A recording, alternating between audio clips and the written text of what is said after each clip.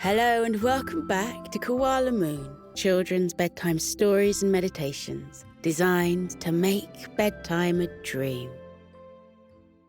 This is King Leo's Lazy Adventures by Karina Price. King Leo was a kind-hearted lion, and he loved looking after all his animals. But one day, he decided he wanted a day off from his royal duties. He really wanted to go on an adventure into the middle of the jungle where he could explore and have fun meeting new friends and doing lots of exciting and fun things. The only problem was, King Leo was feeling very sleepy. But this did not stop him.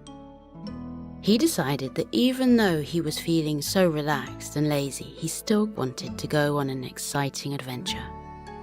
Leo packed his bag with some very important things. He packed sweets, a big bottle of chocolate milkshake, and a compass and map so that he wouldn't get lost. Leo was especially excited about going into the center of the jungle because there was something quite magical there. A treasure chest full of coins. Magical gold coins, and Leo couldn't wait to find it. Before he set off, Leo held out his map to make sure he was heading in the right direction. He was entering a part of the jungle he'd never explored before, and he didn't want to get lost. Right, thought Leo. I need to find the napping tree first, and then the 10 dozing steps, as these will lead me to the magical gold coins. With this in mind, Leo set off into the jungle on his very exciting adventure. The sun was happily shining, and the lovely warm rays kissed his cheeks. As he walked along, Leo admired the beautiful plants such as the giant water lily, cacao trees, passion flowers, coffee plants and monkey brush vines. The trees and the plants made a rainbow of colour, blues, pinks, reds and greens. Leo could see birds flying in the sky chirping away, and butterflies fluttering amongst the delicious berries. He looked down at the ground and noticed a brightly coloured rocket frog. The frog was called Rocco, and when he saw Leo, he said, "Hey! What are you doing in this part of the jungle? I've never seen you here before." "I'm King Leo, and I'm going on an adventure today to find the treasure chest at the center of the jungle. I'm trying to find the napping tree first, as this will help me to find the chest." "Well," said Rocco, "I know exactly where you're heading, but are you sure you want to go that way? As it's known to make animals feel very tired and sleepy." "That's okay," said Leo. "I will try my best not to feel tired, and I will try really hard not to close my eyes if I feel sleepy." So Leo followed Rocco the frog as he led him to the napping tree. They soon arrived at the napping tree. Leo stood at the side of it and watched a magical golden mist gently rising above the ground. He felt like he was in a mystical dreamland, so peaceful and relaxing, and Leo felt so safe there. Leo noticed his eyes were starting to feel heavy. He was feeling really sleepy. So sleepy now, and it felt so nice. "Wait, I mustn't go to sleep," he muttered. "I must try very hard not to fall asleep now. I must try very hard not to fall asleep now. I need to find the dozing steps quickly before my eyes get too tired." Just then a spectacled owl flew down and said, "Hello, friend. You look like you are lost. Can I help?"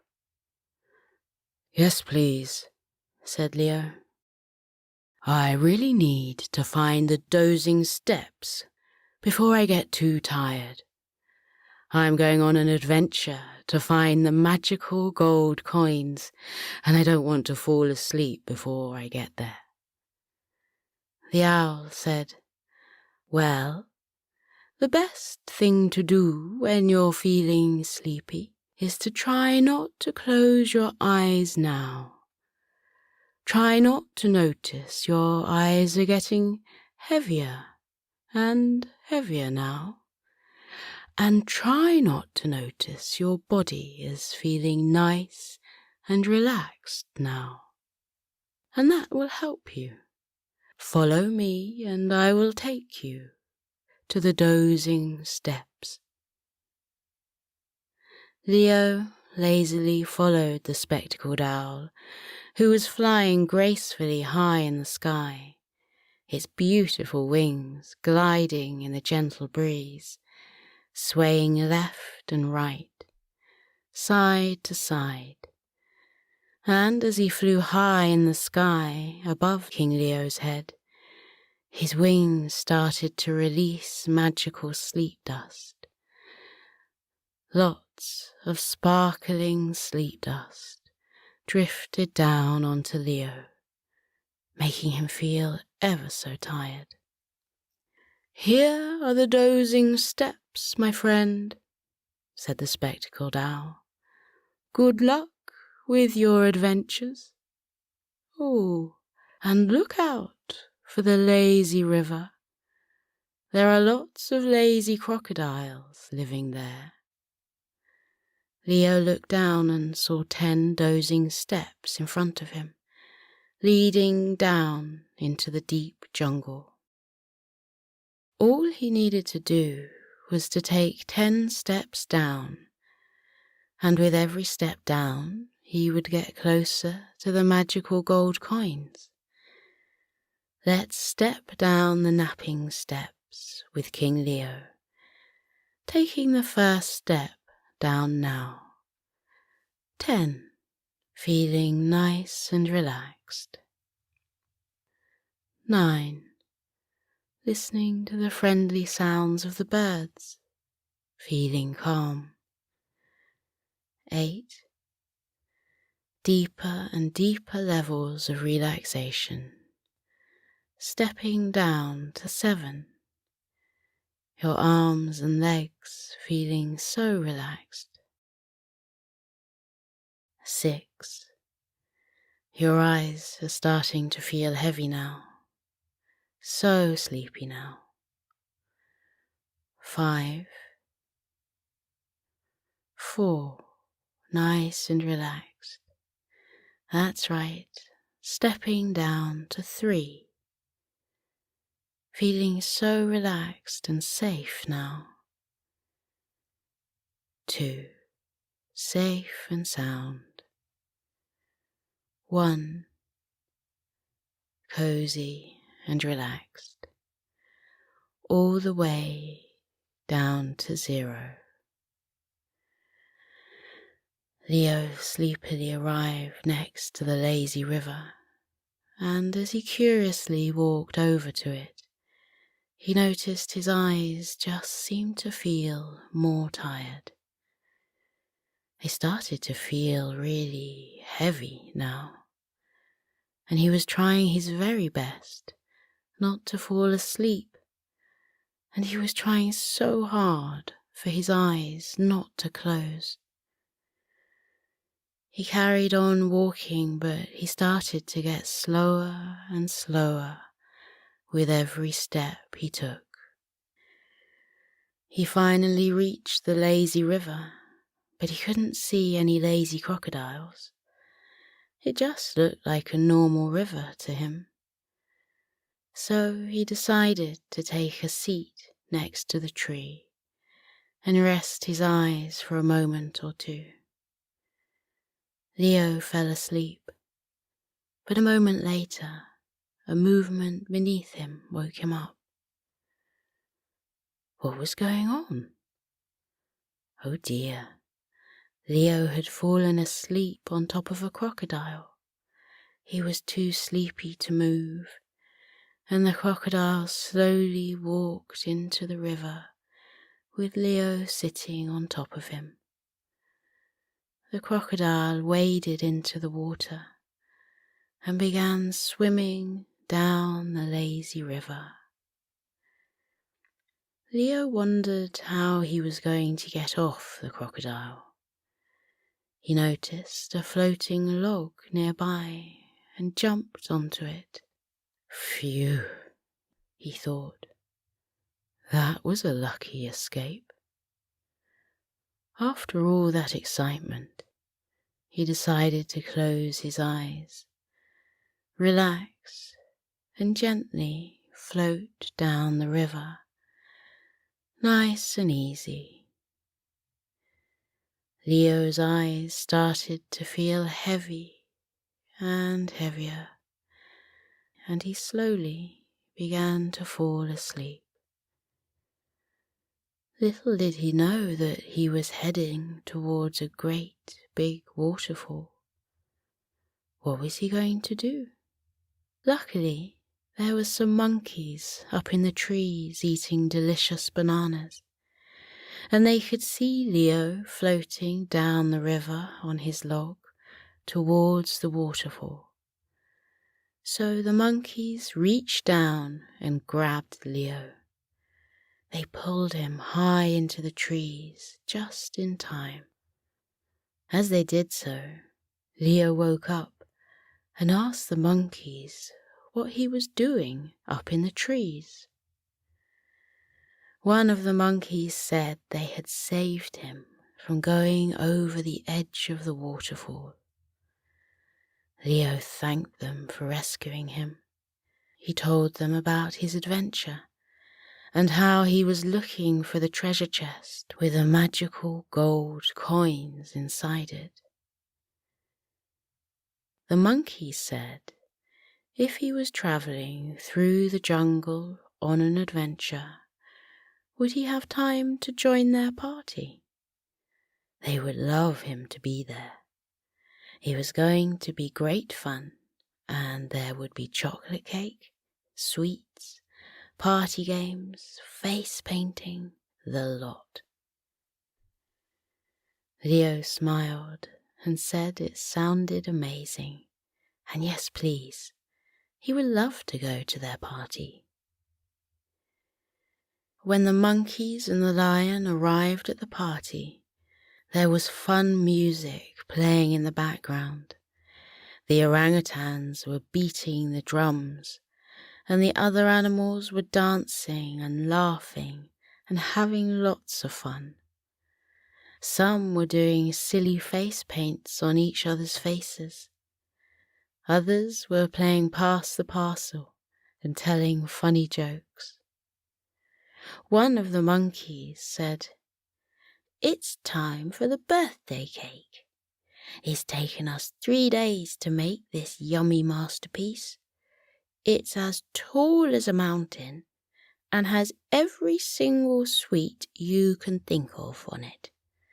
Marshmallows, lollipops, chocolate buttons, candy canes, and candy floss."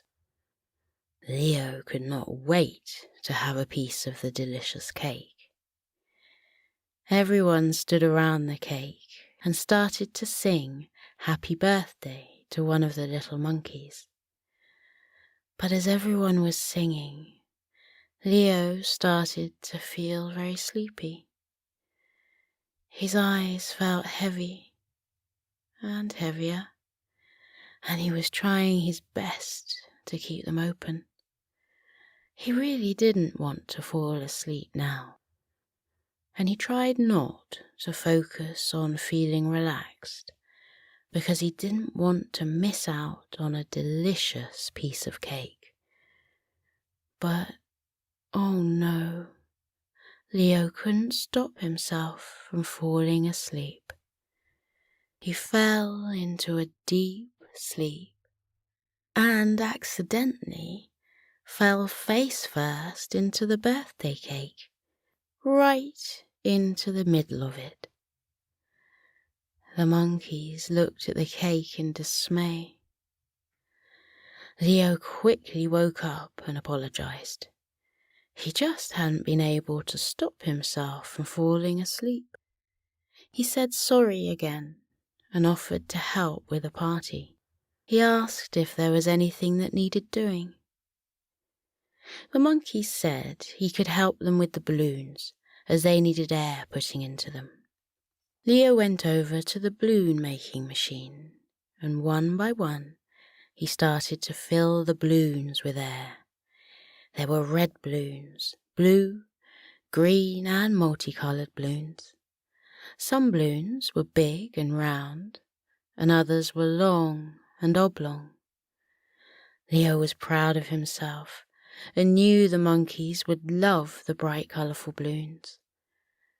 But as he continued getting the balloons ready, the soothing sound of the air began to make him feel tired. The sound of the air filling the balloons was just so relaxing. Listening to the balloons getting bigger and bigger, listening to them getting longer and longer, Leo noticed that he started to feel so lazy. Leo thought he needed to take a break, but he had promised the monkeys he would help them, so he carried on. He started to feel so sleepy and tired now, and he just wanted to rest his head on the soft grass. All he could think about was resting his head on the lovely leaves and feeling cozy and warm. He wondered what it would be like if he just took a little 5-minute nap. And as he started to wonder what it would be like, he gently closed his eyes and fell asleep again. But guess what? The balloon-making machine was still going, and some of the balloons were attached to Leo's leg. They started to get tangled around his leg more and more. As more and more balloons started to fill with air, they started to float up into the sky, with Leo attached to them. Leo was asleep as he floated higher and higher and higher into the sky, up and up. The monkeys saw Leo, but they couldn't reach him because he was too high. Leo ended up in the clouds. When he woke up, he was on a big fluffy cloud. It felt like he was on a cloud of candy floss. He wondered how he had ended up on the clouds, but as he sat on the soft, fluffy cloud, he realized it was quite nice and relaxing. He looked around. To his amazement, all the clouds in the sky started to change colours. Some of the clouds were pink, some were yellow, blue, purple, and red. Leo wondered what it would be like to step onto each of the coloured clouds. Then he wondered how he was going to get down from the clouds, because he had an adventure he needed to go on. At that moment, he saw a colourful toucan flying in the sky. The toucan noticed Leo's situation and told him to look over at the blue cloud because there was a rainbow near it. Leo could hop onto the rainbow and slide all the way down back to the jungle. The bird said it would be a lot of fun. So Leo did just that. He hopped onto the rainbow and slid all the way down. But oh dear, he didn't land on the soft jungle grass. Instead, Leo landed in a slippery lagoon. Every single time Leo tried to get out of the lagoon, he slid back in again. And not only that, but the gooey slime was also making all sorts of funny squelching noises. Leo thought he was never going to get out of the slippery lagoon. But then he noticed some bubbles popping on the surface of the water. And more bubbles started to appear. His friend, Rocco the frog, hopped out from behind the bubbles and said, "Hey, Leo, what are you doing here?" Leo said, "I slid down a rainbow and ended up here.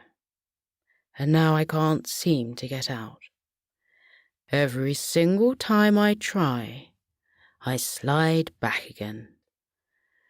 Rocco said he knew how to get Leo out of the lagoon and told him that Petra the python could help him. She was a very friendly python and often helped others when they were stuck somewhere. Rocco called out for his friend Petra. A moment later, the beautiful snake slithered slowly towards Leo. She extended her long silvery tail towards him and gently wrapped it around his belly and pulled him along very slowly and carefully out of the lagoon. Leo thanked the kind snake for helping him. He said, "Sometimes I just feel so sleepy, so relaxed, and it's just so easy to close my eyes and fall into a dreamy, peaceful sleep." Petra told him that the next time he feels so sleepy, he should do what she does and think about all the fun things she'll be doing tomorrow, and that stops her from falling asleep. Leo said that was a great idea, and he would try that when he next felt sleepy. Leo continued on his adventure and walked along a grassy path. He found a comfy rock to sit on. He decided to follow Petra's advice and used his imagination to think of all the fun things he was going to do tomorrow to stop himself from feeling so sleepy. As Leo thought about those fun things, he gently closed his eyes and started to fall asleep. When Leo was asleep, it started to rain. Lovely, warm, tropical rain. But the rain created a big mudslide, and a large amount of wet dirt flowed down the hill towards Leo and carried him along. When the mudslide stopped, Leo woke up in a daze. Confused and covered in mud, Leo decided to walk over to a nearby stream to wash himself off. As he did so, he felt vibrations underneath him. The ground shook, and when Leo turned around, he was greeted by a herd of elephants who were on their way to a stream. The elephants recognized the king and asked why he was there. Leo told them about his journey to find the treasure chest that was full of golden coins, and how he kept falling asleep on the way. He asked the elephants if they could help him reach the treasure chest. One of the elephants said they could help and they would take him to Bongo's house. When Leo asked who Bongo was, the elephant said he was really good at making trampolines, and if Leo jumped on one when he was tired. It would definitely keep him awake. Leo thought that was an excellent idea. He climbed onto the elephant's back and was taken over to Bongo's house. When they arrived, Leo slid all the way down the elephant's trunk and lazily dawdled over to Bongo's house. Bongo was making a super bouncy trampoline out of bamboo. Leo asked if he could bounce on the trampoline to wake him up a bit, as he was feeling so tired and relaxed, and he wanted to do something to stop him from going to sleep. Bongo said of course he could, but warned, "Whatever you do, don't bounce on the stripy one over there, as it will make you bounce higher than you ever thought possible." Leo said he would stay away from the stripy one. He hopped onto the trampoline and started to bounce, higher and higher, and felt like he was flying. Leo wondered if he would feel less sleepy if he tried out the stripy super trampoline. And when Bongo wasn't looking, he hopped onto it. He loved bouncing higher and higher. But then he did the biggest bounce ever, and he bounced up into the air, through the clouds, up into space. He went past the moon and saw the magical stars. He slowly floated all the way back and landed in the middle of the jungle, exactly where he was heading in the first place. Phew! Leo finally reached the magical treasure chest. As he slowly opened it, a dazzling glow beamed out. He picked up several coins, and to his amazement, they were chocolate coins. He said, "Oh my goodness, this is my biggest dream. I've always dreamt of eating lots of chocolate coins." Leo started to eat the delicious coins, one by one. They were utterly delicious. With every coin he ate, another one magically appeared in the treasure chest. Leo couldn't wait to return to his cozy cave with the rest of the magical gold coins. He decided to take the chest back to his home so he could share the delicious golden coins with his animals. He knew they liked chocolate as much as he did, and the thought of their happy faces made Leo feel warm and happy inside. He pushed the treasure chest in the direction of his cozy cave, and the night sky gently appeared, twinkling stars guiding him home. But with every step he took, he started to feel so tired and sleepy now. His eyes started to feel heavier and heavier with every step that he took. He was feeling so deeply relaxed now. "I'm just going to close my eyes for a moment or two. I'm not going to go to sleep now. Feeling so sleepy now." He closed his tired eyes and let out a long, long, happy sigh. Falling asleep, lying peacefully under the twinkling stars and the happy moon. The next day, Leo woke up in his cozy cave. How did I get back home? And where are my magical coins?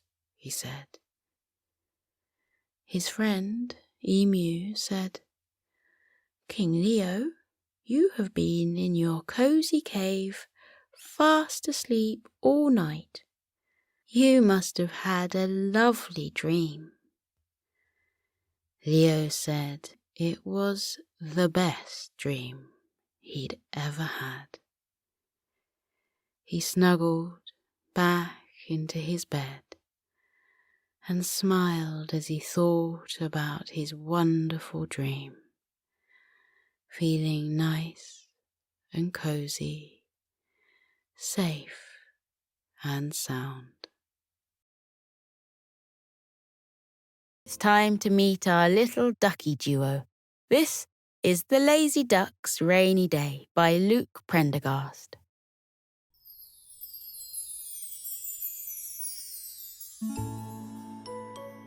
On a gentle bend of Sleepy River, which meanders its way slowly through Sleepy Forest, lived two young ducks. They had bright white feathers, golden beaks, and little yellow webbed feet. They were sisters, and their names were Bread and Butter. Bread and Butter lived in a nest made out of twigs and leaves, snuggled right down among the dense reeds that grew on the banks of the river. Anyone who happened to be walking along the riverside would no doubt spot Bread and Butter sailing up and down on the river, kicking their yellow webbed feet and quacking merrily at each other as they went. One early morning, Bread, who was the older of the two sisters, but only by a couple of minutes, was just waking up. There was a cool, silvery light breaking in through the roof twigs of their nest, and her sister Butter was still rousing herself out of sleep beside her.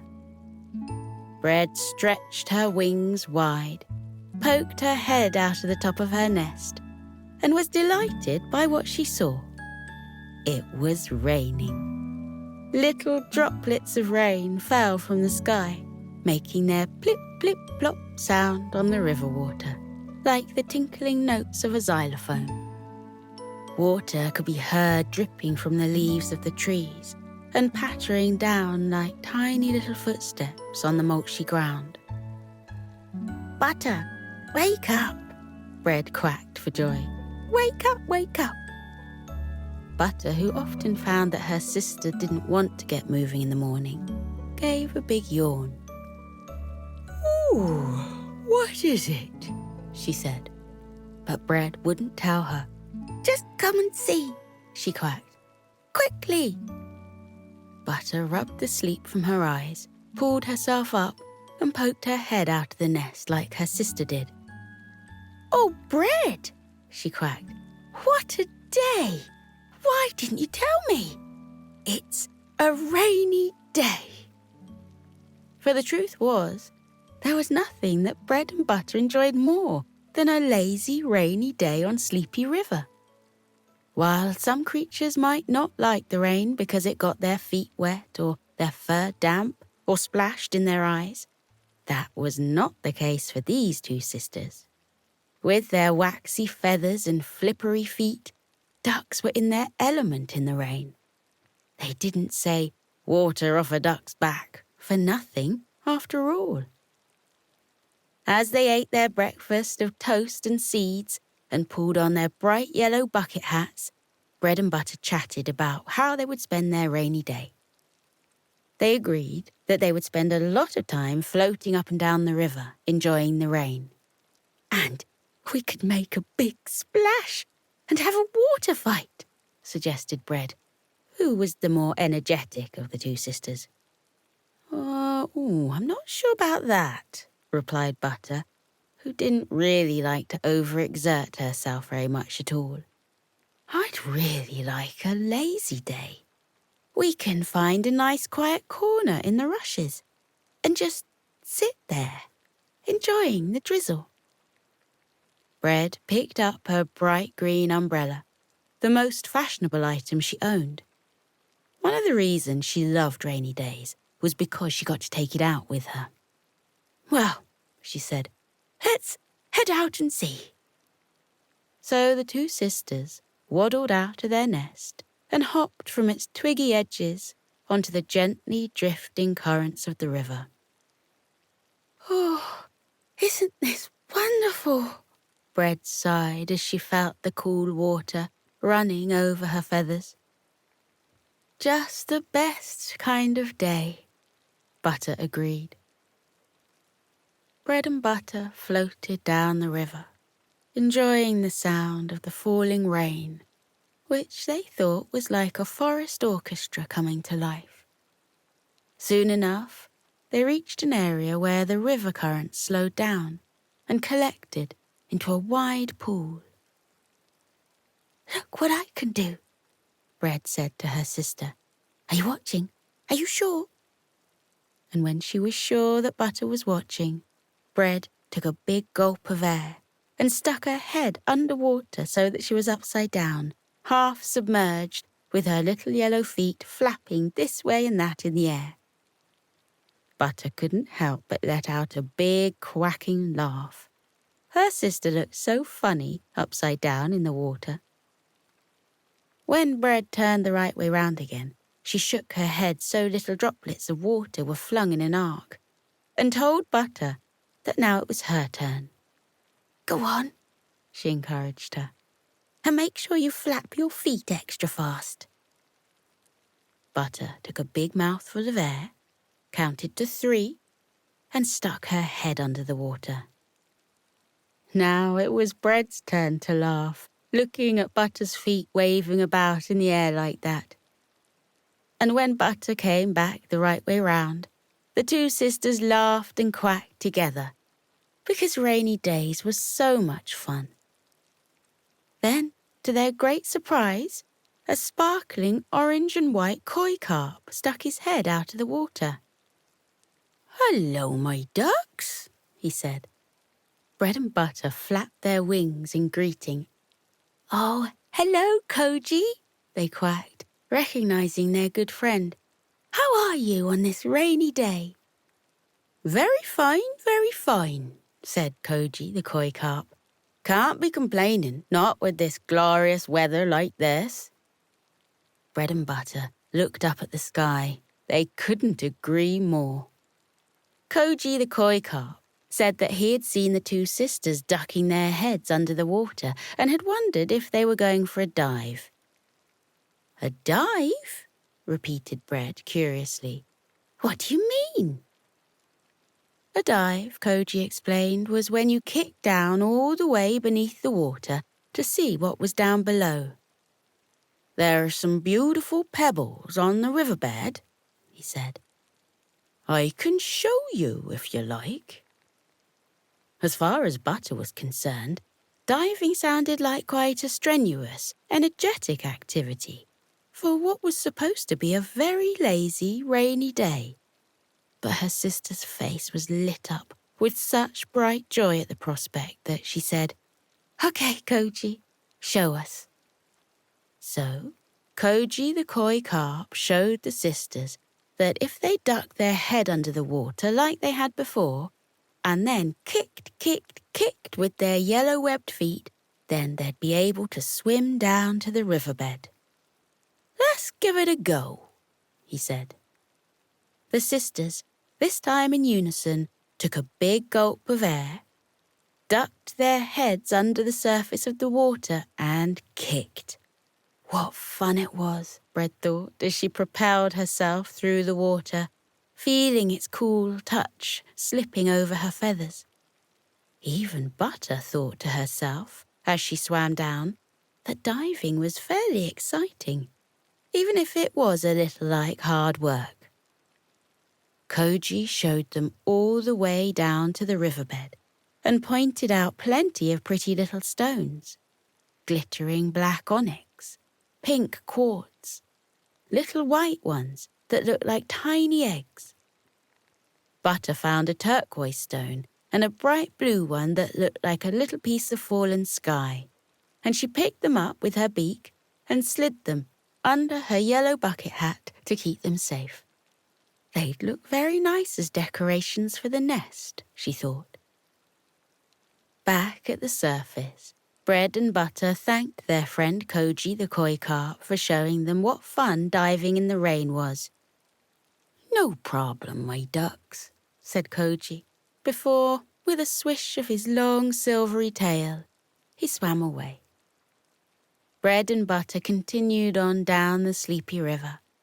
Bread thanked Butter for going diving with her, and Butter told her it was no problem at all. "What would you like to do now, on this lazy, rainy day?" Bread asked her sister. Butter twitched her beak thoughtfully, considering her options. "I think I'd like to go and perch in a tree," she said, "and watch the rain falling into the river from above." Bread thought that sounded like a lovely plan, but she hoped that they wouldn't be doing it for too long, or else she might get bored. But she said to Butter, "What a wonderful idea!" And with a flap of their wings, the two ducks rose from the river and flew up through the falling rain until they came to rest on the branch of a big sycamore tree. They gave their feathers a flap to dispel the water, but just as they were folding them up on their backs, they heard a long, slow voice. "Oh, hello," it said. "Welcome to my tree." The sisters looked up along the branch and caught sight of their new companion. It was Fudge the sloth, and the reason they hadn't spotted her before was because she wasn't sitting on the tree branch. She was hanging below it. "Oh, hello there," Bread said. "I hope we haven't disturbed you." "We were only coming up here," Butter explained, "to sit quietly and contemplate the rain." "Not at all," Fudge replied at length. "I always welcome company." Bread was cocking her head at the sloth curiously. She wondered why she was always sounding like she was forgetting what she was saying halfway through saying it. "Why are you hanging upside down?" she asked. "Oh," Fudge replied, "because I find that it's much more comfortable when you enjoy dozing like me to be off your feet rather than on them." Butter, who also enjoyed dozing, had her interest piqued. "Is that so?" she asked. "Why, yes," said the sloth. "If you don't believe me, you should try it." "Okay then," quacked Butter. "I will." And so Butter gripped the branch tightly with her yellow-webbed feet, and taking courage, swung around on the branch until she was hanging upside down. "Well," yawned the sloth, "what do you think?" Butter had to admit that, in fact, it was very comfortable indeed, and the world looked rather wondrous upside down. The river up above her, where the sky was supposed to be, and the blue-grey sky spread out below her, as though it were the ground. Best yet, the rain now seemed to fall upwards, shooting up from the sky below and landing in the river up above. How marvellous! "You have to try this," Butter told Bread. and so Bread grasped her feet around the sycamore branch and spun around to meet her sister. "What do you think, Bread?" Butter asked. "Well," said Butter, "I have to say, it's more fun than I was expecting it to be." The two sisters stayed hanging very peacefully off their branch, taking in slow, long drawn-out words with the sloth, and enjoying watching the world go by, upside down. But soon all the blood went to their heads, and they began to feel a little bit dizzy. "Time to carry on with our lazy rainy day, don't you think, Bread?" Butter asked her sister. "I couldn't agree more," Bread replied. Both ducks swivelled round on their branches, and thanking the sloth ever so much for showing them just what a topsy-turvy world looked like, they took off from the sycamore branch and sailed gently through the falling rain, landing in 2 little splashes on Sleepy River. The day was getting on.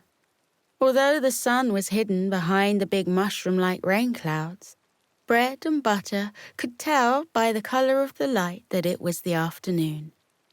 They had been having a very lazy day indeed. Soon they came to the part of the river where a beaver named Buck had recently built a dam. It was a very beautiful part of Sleepy Forest, with riverbanks covered in brightly coloured flowers, and a nightingale who, when it wasn't raining, sang a sweet and melodious song that carried softly through the trees. This afternoon, Buck was relaxing on the veranda at the front of his dam. He was wearing a red and black plaid cap with big ear flaps. When he saw Bread and Butter come sailing around the river bend, he got up and leant over the balcony. "Howdy there, Bread and Butter," he called out, for they were old friends. "Taking a trip down the river on this fine and rainy day, are we?" Bread and Butter flapped their wings and said yes, indeed they were. "How about you both come up here and have a relax on my veranda? I can put the kettle on, we can have a cup of tea, and a little something to eat." "Oh, yes, please," said Bread. "I am feeling rather peckish," said Butter, and all 3 of them laughed at her joke. Bread and Butter flapped their wings and rose into the air, alighting on the veranda of Buck's dam. It was a very impressive dam indeed, with intricate carvings and decorations. Buck had built it all himself, with his hammers and nails and his sharp front teeth. "Now," Buck said, while the 2 ducks got settled, "what shall I make you for lunch? How does some toast sound?" "There's nothing I like more than a slice of toast," Bread told him. "As long as there's plenty of butter," her sister added. Bread and Butter sank into the bean bags that Buck had lying out on his veranda. There they sat, watching the peaceful dripping of the drizzle, while inside they could hear the sound of a kettle boiling and the crunch of toast as it was cut with a knife. Soon enough, Buck came back out, balancing a tray on his paws. He handed the sisters a cup each and poured hot steaming tea from a perfect porcelain teapot into them. The teapot had a tea cosy on it that made it look like a duck, and the sisters quacked with laughter. "Look, Butter," said Bread, "it's you." "Oh no, Bread," said Butter. "I think it looks much more like you." Then Buck handed them a plate of richly buttered toast and an extra little jug with an unfamiliar liquid in it. Bread sniffed the jug. It smelled sweet. "What's this?" she asked. "That," Buck replied, "is maple syrup. I made it myself from the sap I collected from the maple tree, right here in Sleepy Forest. Have a taste, it's a real treat. There's really no way I prefer to spend a lazy day, Buck said, kicking back and taking a slurpy sip of his tea, than having a warm cup of tea, a bite to eat, and some gentle conversation with some good friends, don't you think? Bread and Butter said they agreed wholeheartedly. They told Buck about their day, about how they'd gone diving with Koji the koi carp, even though that was a little more energetic than Butter liked to be on a rainy day. And then how they'd hung upside down in the sycamore tree with Fudge the sloth, even though Bread was worried she might get a little bored. They agreed, however, that sitting there with Buck on his veranda, watching the rain fall slantingly and the river trickle past them beneath them, was the best of both worlds. It wasn't too demanding for Butter, but it was interesting enough to keep Bread from nodding off accidentally. It was, in a word, just perfect. They chatted merrily and watched the rain. They finished their tea and their buttered toast with maple syrup. Buck even went back inside to get a box of shortbread biscuits, which they nibbled over together. "Thank you, Buck," Bread said. "You've been ever so generous and kind. I wish we had something to give you in return." And just as Bread was saying this, Butter had an idea. "We do have something to give you," she said. And she took her yellow bucket hat off her head and tipped it upside down. From within tumbled the two beautiful pebbles she'd gathered from the riverbed, one of the deepest turquoise, the other such a bright blue it looked like a little piece of the sky. "These are for you," Butter said to Buck, handing him the pebbles. "They'll be a pretty decoration for your dam." Buck took the pebbles in his paw, thanking the sisters over and over again. He was very touched by their gift.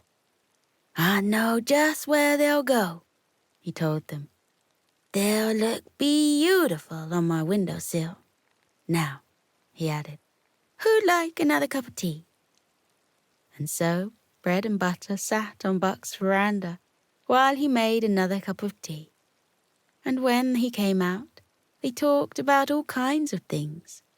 They watched the clouds shift and change in the sky, turning deep purple as they filled up with rain, then bleaching a light mauve as they emptied their droplets all over the forest.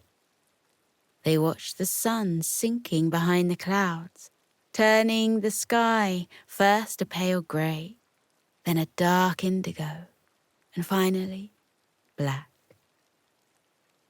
Finally, Bread turned to her sister and said, "Come on, Butter, it's our bedtime now." "Oh, you're right," said Butter, yawning. "It really is."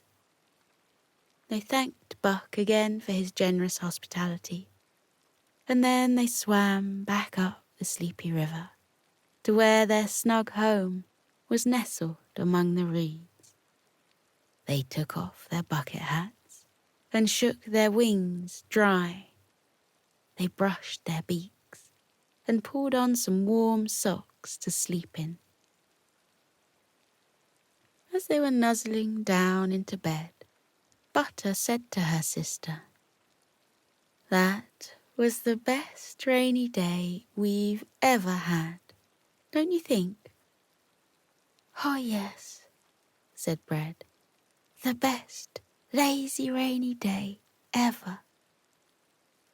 They were both yawning now. For a lazy day, it had still been a pretty tiring one. "Good night, Bread," said Butter. "Good night, Butter," said Bread.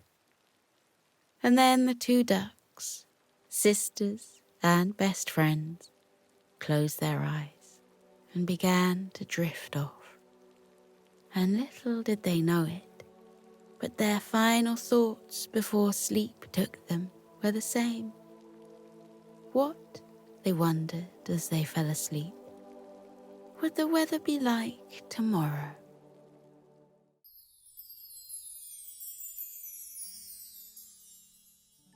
It was a cool night in Sleepy Forest. The sun had already set, and the moon was beaming brightly in the sky. The trees rustled with the motion of the wind as it passed through, and faintly, in the distance, you could hear the cooing of an owl. All of the woodland creatures were starting to wind down for the evening. The rabbits were burrowing down into their warm beds in the tunnels, and the birds were nestling up tight into their luxurious nests. The bears were cuddled up in their cozy caves, and the bees had fallen silent as they slept in their hives. The parents told pleasant stories to their children to whisk them off to sweet dreams, or sang them darling lullabies to ease them into their slumber.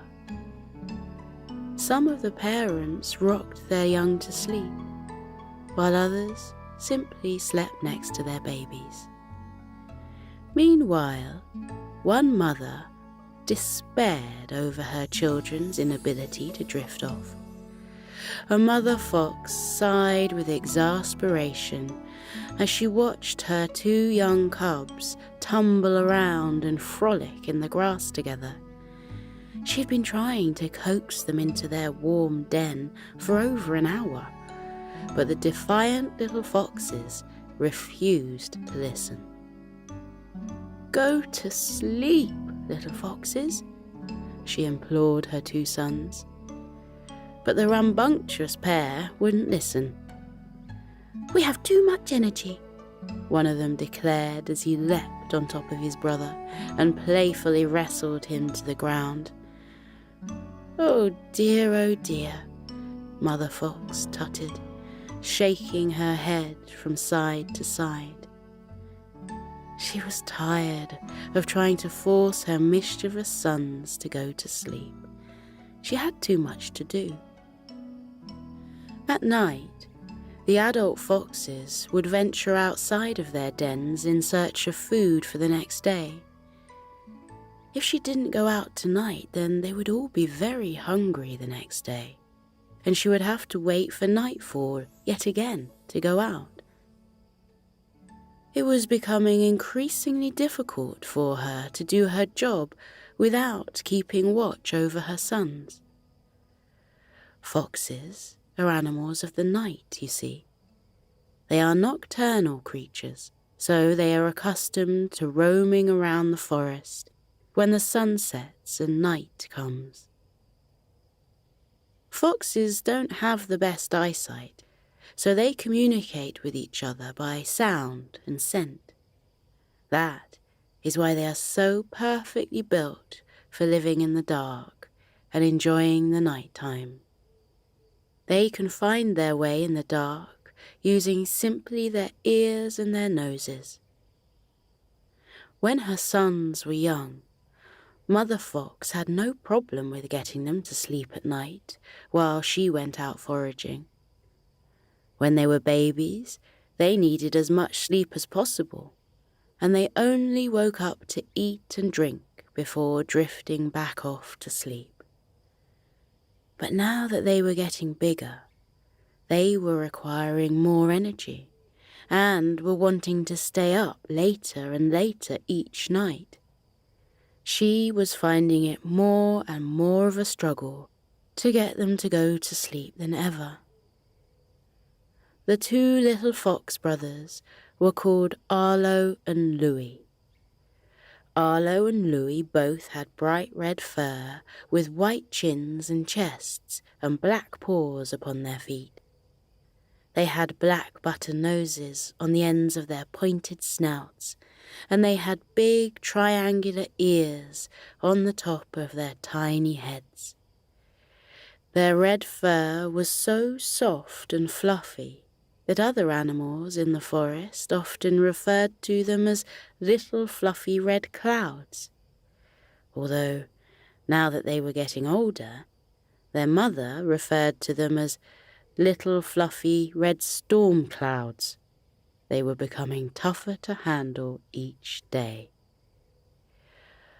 Arlo and Louis continued to play with each other around the forest clearing, ignoring their mother. They jumped over logs and bounced off the sides of tree trunks. They ran through flower beds and pushed their way through bushes in their quest to chase one another. Their energy seemed to be endless, and Mother Fox didn't know what to do. Eventually, Mother Fox sighed and said to her disobedient sons, "Fine, you win. If you won't go to sleep, then so be it. I am going to go out and find us some food for tomorrow. If you two want to continue playing, then you can do so. But just make sure that you are back in the den by sunrise." Arlo and Louis jumped with glee. This was the first time that their mother was allowing them to stay up late to play, and they couldn't wait. They watched their mother trot off into the forest, leaving them behind to do as they pleased. "This is so exciting," expressed Arlo to his brother. "What shall we do with our first night of freedom?" Louis tilted his head and thought. He wiggled his button nose and twitched his whiskers, then suggested, "Well, we haven't been outside of our den before, so we need to explore the forest." "Good idea," Arlo replied, before adding, "I wonder what other animals we'll meet in the forest. There must be so many other creatures we can play with." The roguish foxes looked at each other with a sparkle in their eyes and grinned. They ran away from the grassy clearing outside their den and sped through the trees out into the night. They were in high spirits and enthusiastically ran further away from home and out into the forest. After about 10 minutes of mindless running, the little foxes came to a halt. They glanced around in confusion. Everywhere looked the same to them. In each direction they turned, all they could see were trees. Trees for miles, and bushes. They lifted their heads up to the sky, and all they could see were the branches and the leaves and the twinkling stars in the night sky, accompanied by the half moon. "I haven't seen anyone around," Arlo pouted disappointedly. Louis harumphed and sat his bottom down on the ground. "Me neither," he sighed. "Where is everybody?" All of a sudden, they heard a shushing sound. "Shh," came the voice. They looked around for where it had come from, but they couldn't see anything. "Did you hear that?" Louis whispered. "Hello, is anyone there?" Arlo called out into the forest. "Shh," came the sound again, but even louder this time. The brothers looked around, confused. They couldn't see anyone, but they couldn't have been imagining it. They tried calling out again to see if anyone responded, and they were delighted when they finally got a response. "Please, will you be quiet?" a hushed voice came from above. They lifted their heads back up to the sky and saw a pair of tiny eyes looking down at them from one of the tree branches. It was a bird. Arlo and Louis were very pleased to see the bird, but the feeling didn't appear to be mutual. The bird seemed a tad annoyed. "My children are trying to sleep, and you two are being very loud," the bird continued. "Shouldn't you be in your own beds by now?" Louis puffed out his fluffy chest proudly and responded, "We are too grown up for bedtime. Our mother said we are allowed to stay up all night." The bird furrowed its brow and shuffled its feathers. "Well, that might be so for you nocturnal foxes, but for the rest of us, we sleep at night," the bird retorted. "Please go to sleep, little foxes, and keep the noise down." On its final word, the bird hopped off along the tree branch and back towards its nest. Arlo and Louis shrugged their shoulders nonchalantly. They would just find somewhere else to go play if the bird didn't want them around. With a swish of their bushy tails, they raced off again through the trees. The deeper into the forest they got, the more interesting the wilderness became. There were larger, brighter flowers, dimmed in the darkness, and they came across a stream trickling through. They stopped to grab a drink of fresh water before wandering further up the bank. "Hey, Arlo, watch this," Louis giggled. As Arlo turned around to face Louis, he felt a splash of water land across his face. His fur was soaking wet, and when he opened his bewildered eyes again, he saw that his impish brother was stood in the shallow part of the stream. He had splashed him. Arlo sprang forward and used his paw to splash water in his brother's direction. The wave of water washed over Louis, and they both laughed elatedly. The playful duo splashed each other to and fro, soaking their fluffy hair through. This was an enthralling new activity that they hadn't discovered before. Playing in the stream was even more fun than playing in the grass. Just as they were both covered from head to toe in water, they heard a bark. They glanced over to the other side of the stream and saw a funny-looking creature that they hadn't seen before. A rotund rodent with short, spiky brown hair stood on the other side of the stream with its hands on its hips.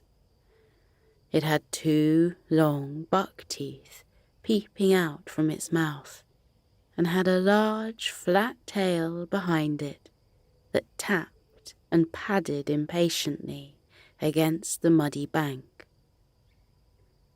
"Excuse me," the odd creature hissed across the water.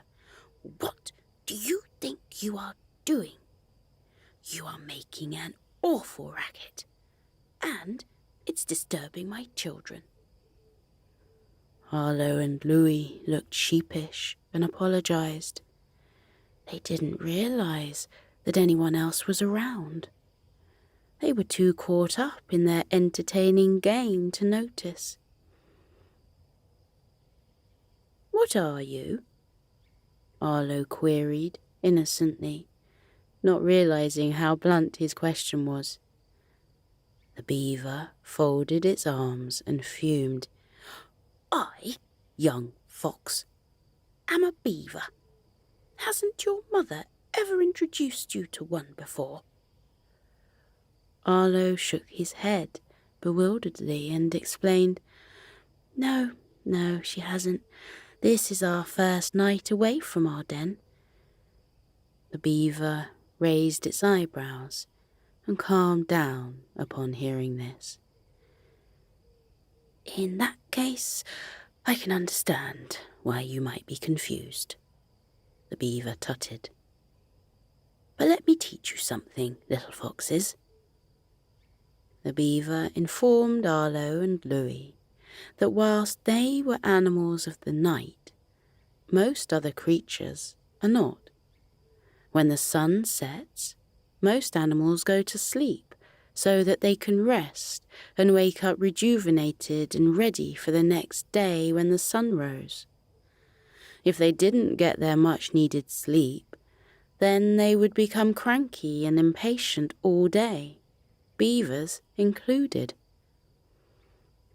"So," the beaver concluded, "I suggest you go to sleep, little foxes, or move on and find somewhere else to play your childish games." Then the beaver span around and gave its tail one last hard thump against the ground before returning to its lodge and its family. "We'd better go find somewhere else to play," Louis remarked. "I don't fancy being scolded by a beaver again." Still dripping wet, the brothers climbed out of the stream and shook their bodies from side to side to dry off. Then they galloped off, further upstream. They were learning a lot about the forest and what it contained. On just their first night of freedom, they had met 2 new animals and learnt a bit about the way things were in the wilderness. They had discovered the joys of playing in water, and now they were purposefully looking for new ways to have fun in the forest. Eventually, they came across the entrance to a large cave. They couldn't see anything inside. It was pitch black. "Hello," Arlo called out into the dark cave. He waited to see if anyone responded, but he heard nothing. "I don't think anyone is in there," he reported, turning back to his brother. Louis stepped further into the cave and called out, "Hello." As he did so, the sound of his voice reverberated around the cave walls, creating an echo. "Hello, hello, hello." The sound of his voice repeated, fading out with each repetition. Arlo and Louis's eyes grew wide with wonder. "Wow," they both chimed, and then heard their voices echo again. "Wow, wow, wow." They turned to each other and cracked up. They fell about, laughing so hard that they held their stomachs. Their euphoric laughter echoed around the cave. "This is amazing," Louis rejoiced, chuckling as the word "amazing" continued to bounce off the stone walls. "Shall we go further inside?" Arlo nodded his head eagerly, and they started to tiptoe further into the cave, but were stopped by a squeaky voice. "I wouldn't recommend going in there if I were you," the meek voice recommended. "A family of bears lived there, and I don't think they will be too impressed by your noisy shenanigans." Arlo and Louis paused. They knew what bears were, and they knew that they didn't want to get on the wrong side of a mother bear. They turned around swiftly and scampered back out of the cave. Once safely outside, they stopped by a tree to catch their breath. They noticed a blur of movement come from the mouth of the cave and fly through the air.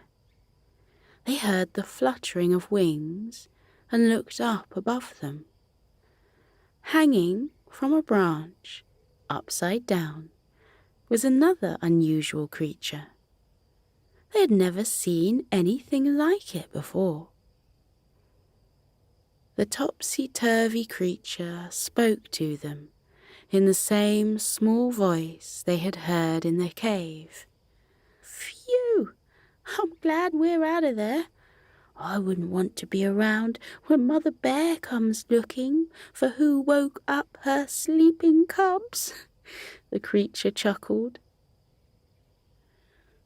Arlo and Louis looked back at the cave and instinctively ran further away, as far as they could, until they could no longer see it.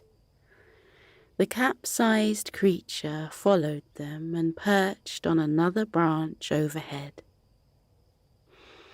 "Nobody else understands what it's like to be nocturnal," the small black creature sighed. "What are you?" Arlo asked curiously. "Why, I'm a bat, of course," it replied proudly, expanding its wings to the sides while still hanging head over heels from the tree. Arlo explained that they had never seen a bat before, or even heard of one. The bat was very kind and didn't judge them for their lack of knowledge. Instead, the bat was delighted to be able to teach them a thing or two. The bat added, "It's hard finding anyone to play with when you're nocturnal. Everyone else wants to sleep at night, and we have to be as quiet as possible so as not to wake them up. But all I really want to do is fly and play to my heart's content." Arlo and Louis smiled and offered kindly, "Why don't you play with us?" The bat looked ecstatic and let go of the tree branch to hover in the air. "I would love to do that," the bat replied. The three fun-loving animals spent the next hour playing around the forest. They tried to be as quiet as possible, to not disturb anyone else, and they chased one another round and round in circles. The bat flew through the air, soaring high and diving low, whilst the two little foxes dove under and bolted over objects on the ground. They had a rollicking good time all together. After a while, Arlo and Louis found themselves starting to get slower and slower. They had less energy and were finding it harder to keep up with the bat that flew so easily through the air. Their little legs were starting to ache, and their eyes were beginning to droop.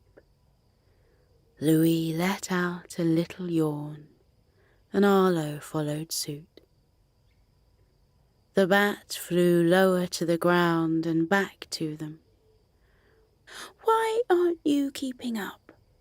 the bat inquired inquisitively.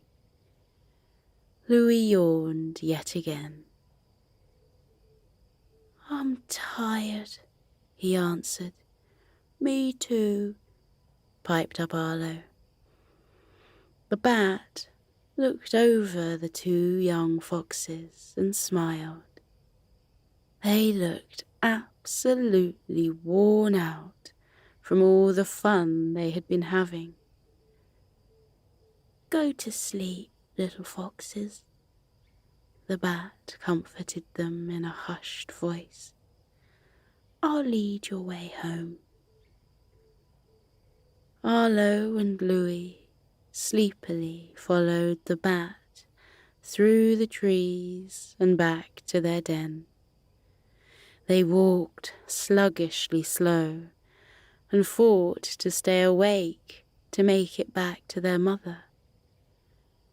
Upon sight of their den, Arlo and Louis picked up speed and trotted over to the entrance to their den, where their mother was waiting patiently. "Did you have a good night?" she questioned. But Arlo and Louis could hardly get a word out. They were so tired. Without saying a thing, they climbed down into the den and curled up in their warm bed. Mother Fox watched them and giggled fondly. They certainly looked like they had enjoyed their night, and she had a feeling that she wouldn't have to force them to go to sleep now. She was sure that within seconds they would be gently snoozing and snoring away in their comfy bed. Mother Fox turned back to the bat and thanked it for guiding her sons home and keeping watch over them. "It was my pleasure," the bat assured her. "They will sleep well now." Mother Fox laughed. "Oh, of that I'm very sure," she agreed. The bat flew off back out into the night sky, and Mother Fox crawled into the den. As she expected, Arlo and Louis were snuggled up close to each other, fast asleep. She watched their bellies rise and fall with their breath, and heard their sweet sighs of contentment. Nuzzling up close, she wrapped herself around her beloved sons protectively and closed her eyes. There were some battles she was willing to fight with her children, but not tonight. Tonight, they had learned their lesson all on their own and had a lovely experience along the way. As Mother Fox began to drift off to her own relaxing land of sleep, she looked forward to the night when she could go exploring with her little foxes in the future too.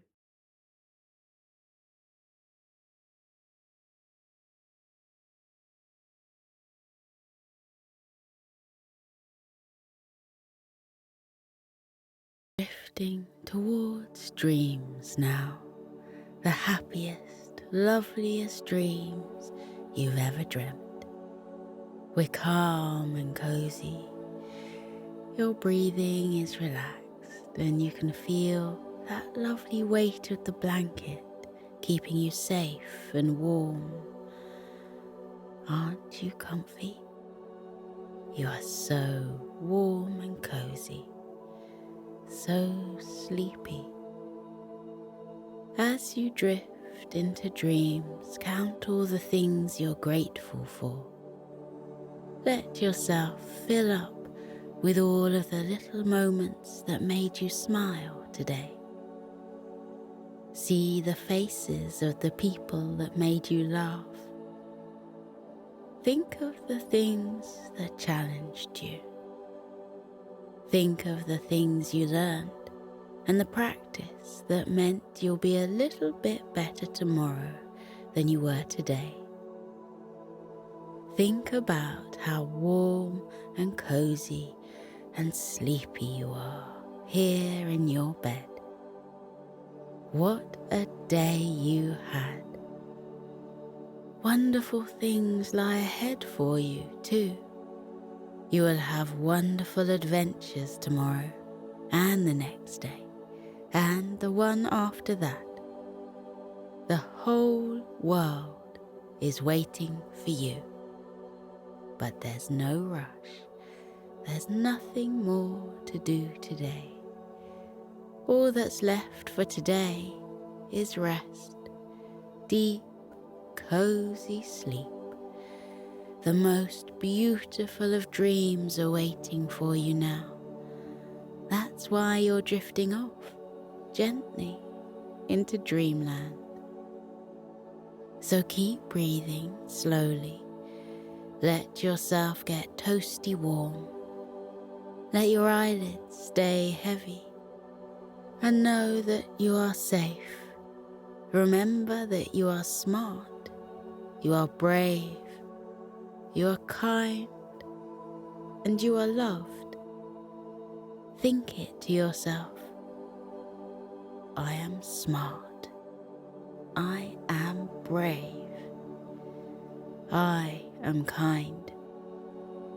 I am loved. You are a dream.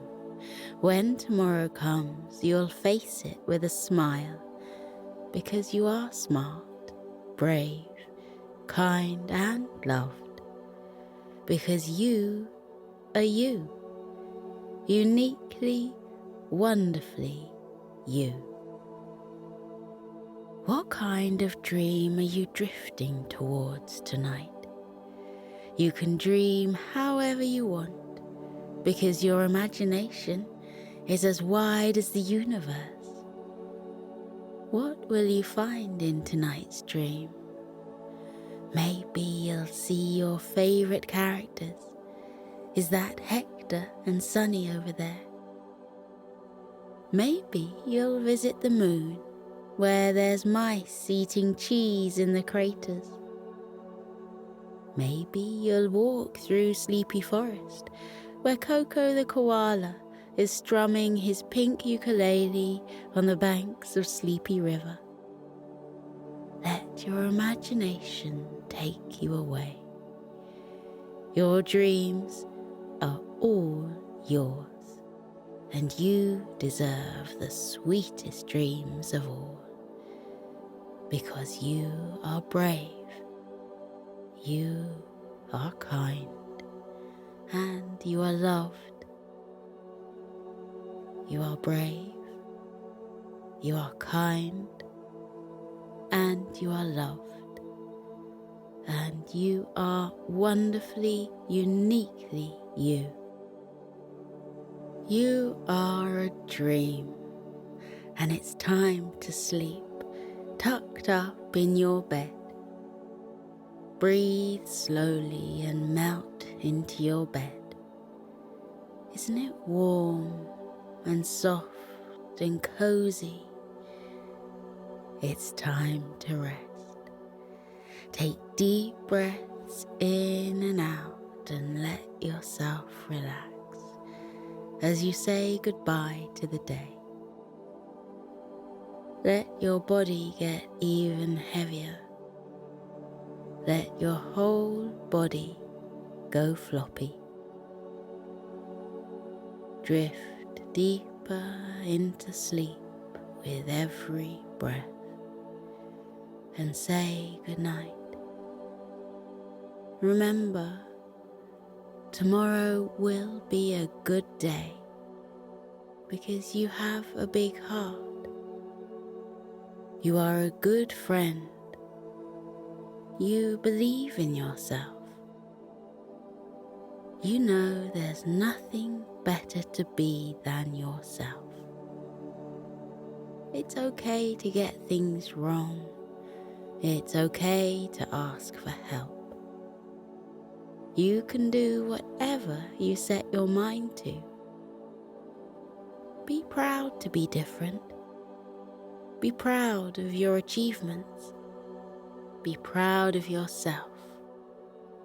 You are a good learner. You are a good listener. You are a good example to others. You are valued. You are loved. You are sleepy. So drift off now, little one. Let the dreams take over. As you sleep, let your dreams take you to magical lands and faraway places. Remember, there's no room for worries in your dreams, just magic. It's a magic place where anything can happen, anything you want. It's a place of positivity and light. Let positivity soak into you and fill you up. Imagine it as a golden light traveling from the tips of your toes to the top of your head. Imagine that wherever the light touches you fills with happiness. Imagine that the light makes you feel calm. You're wrapped in a warm, cozy glow within your soft, toasty blanket. Isn't that nice? You are safe, tucked up tight. So sleep soundly all through the night. Sweet dreams, little one. I'll see you soon.